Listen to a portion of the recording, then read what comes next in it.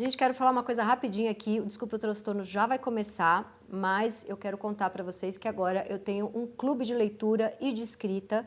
Fale Mal, Mas Fale de Você. Vão ser 6 meses, vamos ler 6 obras, vão ter encontros virtuais, eu estarei ali ao vivo, mas serão virtuais, ficam gravados. Depois tem um presencial em São Paulo para quem puder vir. Vocês podem mandar as crônicas, eu vou selecionar as melhores para sair numa newsletter, por isso é um clube também de escrita. Tá muito legal, www.tatibernardi.com. Vai lá, você se inscrevendo já vai ter 20% de desconto. E agora vamos com o programa. O programa tem finalidade de entretenimento e não se presta a realizar diagnóstico ou prescrever tratamento. Caso você se identifique com as questões tratadas no episódio, procure um profissional qualificado.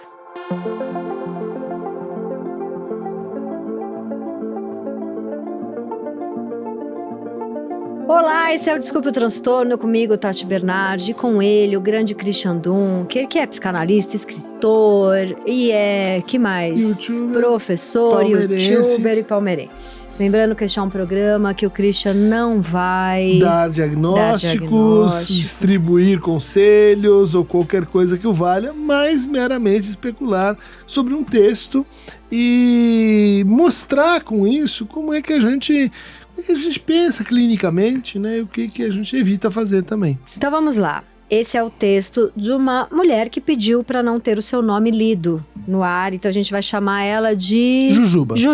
Olá, Tati Dunker, estou amando o podcast, muito obrigada. Escrevo para compartilhar uma história e ouvir a opinião de vocês.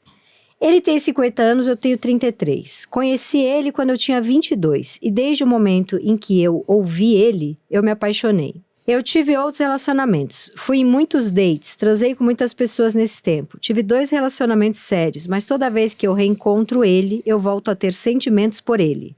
De imaginar casamento, filhos e tudo. Eu entendo que a subjetividade dele parece muito complementar a minha própria subjetividade. Eu nunca falei pra ele que gostava dele, por acreditar que mulheres não fazem o approach ou demonstram interesse em homem, crença social. Mas depois de muita análise, eu reparei que é amor. Eu considero que é um grande amor. Então estou planejando falar isso para ele dos meus sentimentos. Mas me assusta o fato de que ele tem 50 anos e nunca casou.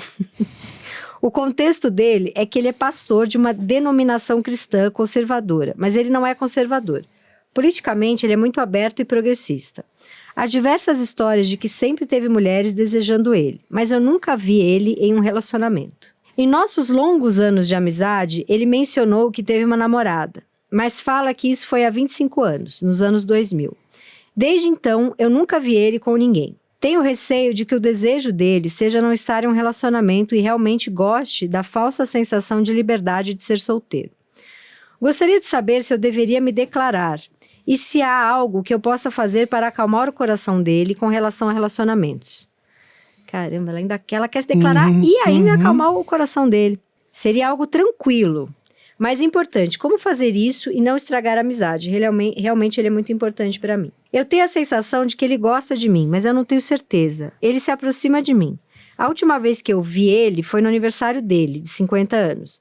Fazia muito tempo que nós não nos víamos e ele me disse que pensava que eu tinha desistido da amizade. Eu disse para ele que eu sempre quis ser sua amiga, mas às vezes acho difícil. Ele perguntou por quê. Eu disse que iria falar em outro momento. Eu acredito que seja amor, porque sempre foi uma constante. Em alguns momentos, eu me afastei dele, talvez até de maneira inconsciente, para não lidar com o fato de que eu o amo. Mas toda vez que me reconecto com ele, sinto esse sentimento muito forte, esse afeto muito forte. Obrigada por ouvir e gostaria de saber o que vocês pensam. Então... Esse monte de ele, parece que ela tá falando de Deus, né? E isso é uma característica importante quando a gente vai lendo aqui as cartas e não é comum, né? Um discurso que é a partir do outro. Uhum. Né? Como você notou aí, ele é uma pergunta sobre o desejo dele. Sim. Né? E essa pergunta parece estar impedindo ela de fazer um movimento. Por quê? E enfatizando, né, aqui de todo o conjunto, esse momento em que ela diz: eu não quero estragar a amizade. Sendo que parece uma amizade um pouco sazonal, né, de quando em quando eles se encontram, eles se veem. Toda vez que acontece esse encontro, ela desenvolve um pequeno apaixonamento com ideias, né, de levar aquilo para uma relação, e depois sai, tem dates, namorados, 2 relacionamentos sérios. É que ele tá num lugar muito idealizado, platônico, por isso que parece muito com amor, né? Ela nunca viveu nada com ele. Aí não sei, eu acho que é um tipo de amor que pode durar 40 anos, né? Porque você coloca a pessoa num lugar idealizado. Por isso que o tempo inteiro eu li pensando que ela tá falando de Deus, né? Até por ele ser um homem religioso. Ele, dele, aquele ele com letra maiúscula, quando a gente fala de Deus. Tá muito idealizado. Então, mas mesmo dentro dessa idealização, a gente pode perguntar. Ela tem um movimento ao qual ela atribui efeitos de desidealização. Que é, se ela revela os sentimentos dela por ele. Né? E o teor da carta é um pouco assim, devo ir em frente nisso ou não? Ela fala, eu queria acalmar o coração dele para ele entender que pode se relacionar com alguém. Parece que ela olha para ele como um homem que não tem desejo, que não é sexual. Porque é como se ela dissesse assim, eu vou ensinar ele a gostar de alguém, a namorar alguém. Mas é que ela tem uma narrativa perpendicular, que é o seguinte, eu vou ensinar ele a namorar, ele é liberal, ele vai aceitar, mas pode ser que ele diga, se afaste de mim, porque você tem desejos, sei lá, eróticos que eu não correspondo, não quero corresponder, e então você vai perder esse lugar que eu represento para você. Pois é, esse que é o medo que ela tem, né? Certo, não estamos descrevendo, né, redescrevendo o conflito. Né? A minha pergunta para ti, Tati, Bernardi, é por que ela parece assim nutrir esse conflito como uma posição gozosa, como uma posição na qual... protegido, né? Um lugar para... Porque daí nenhum outro homem é o cara. Então, se eles forem embora, se não der certo, se eles abandonarem... Porque ela tem medo que ele diga... Que, aliás, é uma coisa que eu aprendi muito nova a fazer por mim, assim. Porque eu não sei se todo mundo tem acesso a essa loucura, mas tenho a impressão de que todo mundo pode se proteger tendo essas paixões platônicas que são muito mais comum quando a gente é adolescente. Sim. Mas na vida adulta algumas pessoas ainda continuam fazendo, né? Ainda mais com a internet que permite você se apaixonar por alguém na Mongólia, no Vietnã. Exatamente. E a distância que vai idealizando aquela figura e... Enquanto isso acontece... A vida ali não acontece. Não acontece. E aí não dói tanto, porque não era aquele, né? Todo o meu investimento tá em outro. Que é o mesmo um outro caso que a gente leu, que era a mulher na expectativa de a pessoa, alguém. Porque aí também tem é um platônico também, né? Porque ninguém vai se encaixar, como se tivesse um personagem perfeito. Eu acho que é uma outra posição platônica. Né? Platão falava do mundo das ideias, são várias ideias, justiça, beleza, verdade, né? Aqui dá a impressão de que esta figura é uma figura que pode recriminá-la. Vamos pensar, né? Não só não querer, como ainda recriminar. Estragar, tá louca, mas você vai levar uma bronca, né? Porque ela não considera a hipótese de, olha... você se enganou de prumo, não tem interesse em você, mas continuamos amigos, na medida que você suporta e pode, ele poderia jogar esse impasse para ela e isso ser tramitado dentro do casal. Mas é uma declaração proibida. Onde é que a gente tem uma declaração proibida? Papai! Demorou! Então você vai dizer, não existe, não, mas olha só, isso é uma coisa das sociedades antigas. E tem uma cara de que toda vez que eu volto e a gente tem esse contato, eu começo a fantasiar. Como talvez um dia fantasiei com meu pai. Mas sei que se eu falar aquilo, eu vou estragar tudo. Ele não vai gostar. Sim. Então eu preciso que ele fique nesse lugar. Porque talvez esse lugar me autorize a ir pesquisar os outros homens que estão por aí. E talvez... Ocupa esse lugar enquanto eu vivo minha vida. Comparar esses outros homens com o pastor. Afinal, o pastor, o padre, ele se coloca um pouco nessa posição do substituto do pai. Sim, né? e da lei. O pai, a lei, né? É o que eu transmito, represento, né? Elaboro essa lei do pai. Mas eu fiquei pensando em transferência também. Exato. Porque eu passei por isso, né? Há uns 3 anos atrás, de me apaixonar pelo analista. Mas uma coisa que eu faço, eu corto esse romantismo adolescente da minha cabeça. Porque de vez em quando ele vem. Como ela faz? Eu não sei.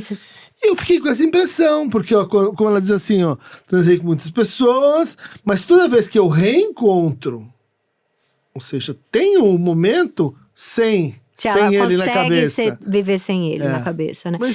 Mas o que eu quero dizer que eu corto é assim, como dos 12 aos 17, eu alimentei minha cabeça com paixonites platônicas, românticas, existe esse caminho no cérebro, eu posso voltar pra ele, né? Apesar de 40 anos depois, 30 anos depois.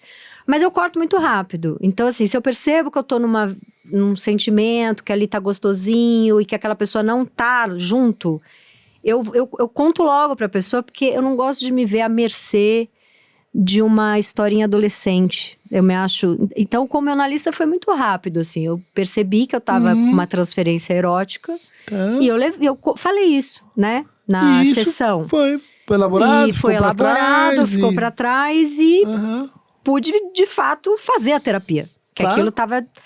Até ajudava... o próprio fato de você ter, assim, se envolvido nesse nível, etc., é parte do estabelecimento de uma transferência forte, intensa, né? Mas qual seria a transferência para um... O que ele é? Um pastor? Ele é um pastor, né? Pode pensar em transferência também? Mas totalmente. Esse é um exemplo também de livro. Com quem a gente faz, lembra, né? A transferência não é invenção da psicanálise. O que ela faz de diferente é usar a transferência para pedir lembranças suas, pedir que você enfrente seus conflitos, pedir que você vá em frente no seu desejo, ou seja, é uma espécie de matéria-prima. Mas ela está aí no mundo. Transferência com padres, pastores, pais de santos. Ela é muito frequente, assim como a transferência com professores, com médicos, com todas as figuras de autoridade. Né? Com policiais. Então a transferência com um psicanalista tem a ver com o Édipo também? Frequentemente, né? A transferência, ela se define como uma espécie de atualização da sua gramática amorosa. Como é que você ama os outros? A gente ama, em geral, contando com o Édipo, não é repetindo. Eu repito, então escolho sempre com o dedo podre. E quem fez o Édipo com a mãe? Eu não fiz o Édipo com meu pai. Repetindo o Édipo do mesmo jeito. Então eu vou escolher com homenagem, eu vou escolher porque ele gosta daquela outra mulher, e eu vou escolher aquele que é fraco que eu vou mandar. Não tem problema nenhum que você tenha um pai ausente, um pai órfão, um pai que eu fiz o Édipo com meu pai, você acha? Claro. Não existe fazer o Édipo com a mãe? Não, a menina? É que aí esse é um outro esclarecimento à população. Todo Édipo é com o pai e com a mãe na posição de identificação. Então eu quero ser como o meu pai, mas também quero ser como minha mãe. Minha mãe tem as coisas incríveis. A identificação é dupla. E eu também quero tomar o meu pai como um objeto, né, de interesse, de curiosidade, libidinal, e assim como quero tomar minha mãe. Então o Édipo é um sistema duplo. Tem o Édipo positivo e o Édipo negativo. O Édipo a gente invertido. já até fez um programa sobre isso, né? Por uma questão de medo da bissexualidade das pessoas. Por isso somos todos bissexuais. Por isso o Édipo acontece nas duas chaves. Com a mãe e com o pai. Sim. E com os seus substitutos. Figuras cuidadoras, duas mães, dois pais. Ou com a falta do pai, ou com a falta... Porque aí é o pai referido, recriado, né, no discurso da mãe. É aquela filha da mãe que nos abandonou, é aquela que foi pra guerra e talvez não vai voltar. Aí faz o Édipo com essa figura que a mãe... Exatamente, porque o Édipo, isso é muito importante, ele não é com pessoas, ele é com significantes. Então é o pai tal qual ele é falado. É que, na verdade, o que eu tô perguntando é como você faz Édipo com figuras fracas. A gente se identifica com figuras fracas, a gente ama figuras fracas. É só assim a mentalidade adultofórmica, normalopática, que acha que todos nós só queremos ser super-heróis mandando no resto do mundo. Não, mandar um saco. É porque, assim, fala em Édipo, a gente pensa em figuras de poder, né? Você mesmo falou. Sim. São várias as figuras de poder. Não, e você tem razão, porque o Édipo, entre outras coisas, é um lugar onde você descobre a relação entre poder e autoridade. Porque poder, o pai ou as figuras cuidadoras têm.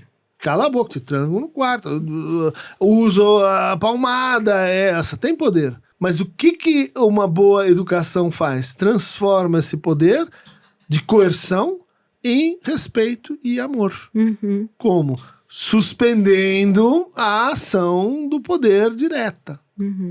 E por isso que você descobre, tem outra coisa além da porradaria, que é o amor. A minha filha, ela é educada, deve ser o pior jeito do mundo de educar uma criança, mas é o único que eu consigo. Eu não consigo exercer esse poder do castigo e tal. Ela é educada pelo pavor que ela tem de me deixar chateada. Eu não sei se isso é horrível. Então, é que aí a gente tem, né, no processo de piano, 3 correntes. A corrente do amor é importante, mas ela não deve substituir, às vezes acaba substituindo a do desejo. Ou seja, entre amar e ser amada por você e enfrentar o pirulito que ela quer, quem que vai ganhar?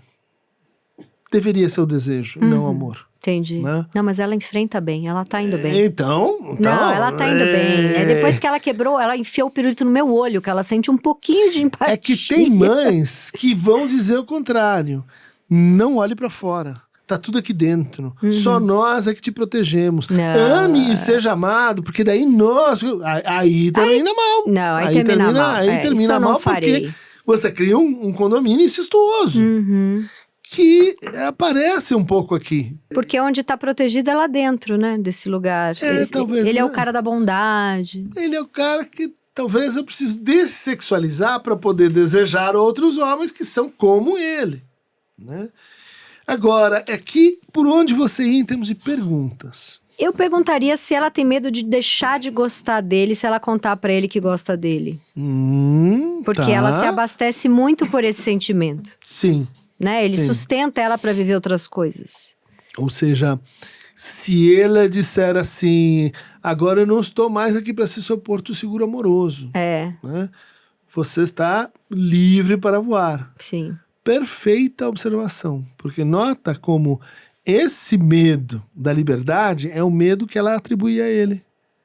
Ela diz, né? A falsa sensação de liberdade de ser solteiro. De ser solteiro. Realmente gosto da falsa sensação de liberdade. Ela tá falando dela, né? Ela tá falando dela, mas ela tá falando de assim, olha, Paps, você bem que podia ser mais livre. Por que você fica aí com a mãe? Por que você fica aí preso nisso e naquilo? Eu queria te tornar mais feliz. E esse é um gesto amoroso. Mas será que ela não tá falando dela também? Porque tá falando ela dela, também, sim. Né? Sim, não, justamente, essa liberdade, né? Que aquilo que eu quero dar pro outro é também o que eu espero que ele me dê. E eu perguntaria, cadê a mãe? Né?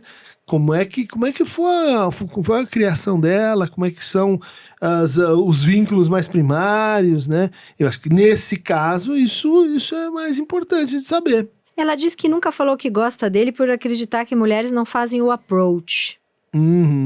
Por que mulheres não fazem approach? Ou demonstram interesse em homem, por uma crença social. Mas depois de muita análise eu reparei que é amor. Então, que é amor o quê? Eu o protejo de mim. Eu o protejo de ter ideias licenciosas comigo. Eu protejo a nossa relação. Como você estava falando, né, desse momento de apaixonamento pelo analista, muito frequentemente nessa hora, os dois dão um jeito de, olha, você está apaixonada, eu não sei, mas vamos proteger o nós. E tem uma coisa também que eu acho que numa transferência com o psicanalista, você testa para ver se quando você fala, eu tenho sentimentos por você, e o analista fala, tudo bem, mas nada vai acontecer, eu não vou usar isso. Você pode confiar mais nele. Acho que é tipo um teste que você faz pra ver se ele é essa pessoa santa que vai te salvar. Sim.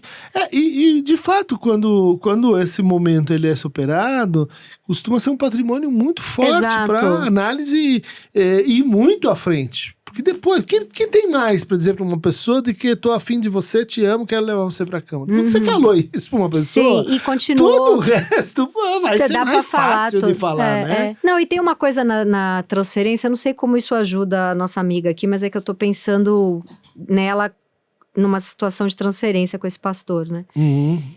Que o que aconteceu comigo foi muito bom, porque eu pude falar, ele pôde dizer não, eu pude ouvir o não, eu pude continuar na análise, eu tô com ele há muitos anos depois disso, mas não ficou estranho, ele não me tratou mal, ele não riu da minha cara, ele não falou que aquilo era um absurdo, a gente continuou fazendo piada. Então, ele respeitou o nós. Seus sentimentos, seus afetos, eles não vão ser correspondidos. Mas eles não vão ser criticados. Isso. Né? Eles não vão ser demonizados. Eles não vão eu não vou ser... falar que tá errado. Eu não vou falar que você tá louca. Apesar de que a nossa terapia é por isso. Não, tudo bem. Mas não nesse sentido. Não porque você está, enfim, envolvida com o sujeito. Sim. Veja, ela não toma esse risco. Né? E aí você tem esse problema que a transferência vai ficando infinitizada. Tem coisas que não vêm, né? Estão na transferência, mas não estão na fala. Resultado, você não consegue tratar. Você não consegue tratar, começa a repetir. Então, mas você sabe que é um jeito de manter a vida de um jeito meio infantilizado, assim. Meio... Não sei se a palavra é infantilizado, mas assim... Adolescentes. Adolescentes que têm essa dúvida. Se eu falar pra ele que eu gosto dele, a nossa amizade acabou. E acabou mesmo. Não, e manter outras coisas da vida. Então, assim, eu me apaixonei algumas vezes no final do meu casamento, que eram situações para que eu não vivesse elas e pudesse continuar casada. Porque aí eu continuava ali, vivendo situações só dentro da minha cabeça. E aquilo fazia com que eu pudesse continuar num lugar... Muito importante. Em um lugar que eu tinha medo de sair.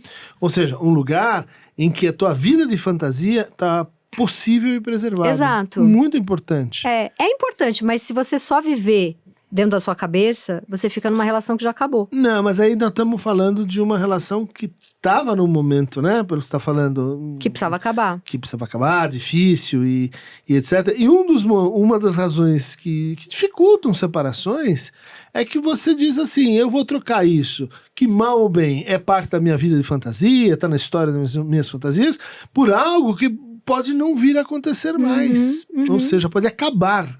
Então, na hora que você desenvolve transferências colaterais, transferências com os outros, você está se criando um espaço que diz, não, peraí, eu ainda vou ter sexualidade, ainda vou ser uma mulher, mesmo que a gente se separe, mesmo que isso aqui termine. Tem isso, mas tem outra coisa também que é assim, eu estou numa relação que acabou, onde eu não vivo mais meu desejo. Então, eu vivo o meu desejo imaginando que meu analista também é afim de mim. Sim. A partir do momento que você tem a coragem de sentar na frente de um analista, de um pastor, de um melhor amigo, de um chefe, do melhor amigo do teu irmão, sei lá, e fala, olha, eu sou afim de você, e o cara fala, mas eu não sou, na verdade, o que acaba junto com isso é a tua outra relação, porque aí aquilo tava mantendo a tua outra relação. Ah, também, vai ter consequências. Aí você é obrigada a sair desse lugar morno e ir atrás de algo real. Sim. Que é isso que as pessoas acham que podem ter medo e ficam na fantasia.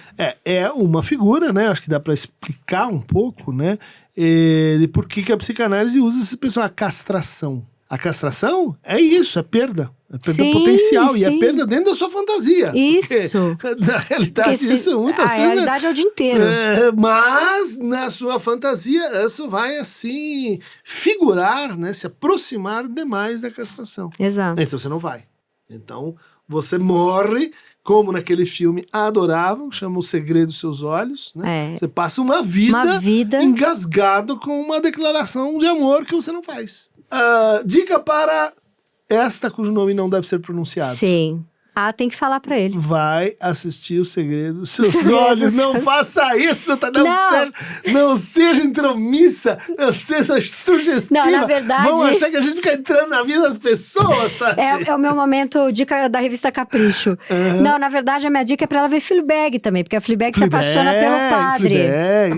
Mas vive lá um negocinho. Então é isso, a pessoa que não podemos, a Jujuba. Espero que Jujuba consiga viver relações Encontrar o seu delicado. Lembra? Jujuba, delicado. Jujuba? E delicado. Eram 2 doces. Eu não sou... Jujuba, pra mim, é aquelas balas que se você engasgar, você morre. Não, a jujuba é de goma. A delicado é aquela com açúcar cristalizado em volta. Tá. Jujuba não é um balão? Uma bala grandona? Acho que não. Acho que você tá confundindo com o... A jujuba é menorzinha. Um momento absolutamente não importante para a vida da pessoa que nos escreveu. Então, muito obrigada. Que é muito doce. A jujuba que é muito doce. E escreva para dotranstorno@gmail.com e assista os programas no meu canal do YouTube. E até o próximo programa. O próximo programa. Aê! YouTube neles. O Desculpa o Transtorno tem apresentação de Tati Bernardi e Christian Dunker, direção de Lucas Bulli, produção de Gerson Freitas, o Jack, fotografia de Marco Antônio D'Angelo, edição de vídeo de Rafael Garcia, edição de som de Gabriel Cabeça, técnica de áudio de Victor Presoto, trilha sonora e identidade visual da Zamunda Studio. É uma produção de Duke Studio, gravado no estúdio da Compass Colab.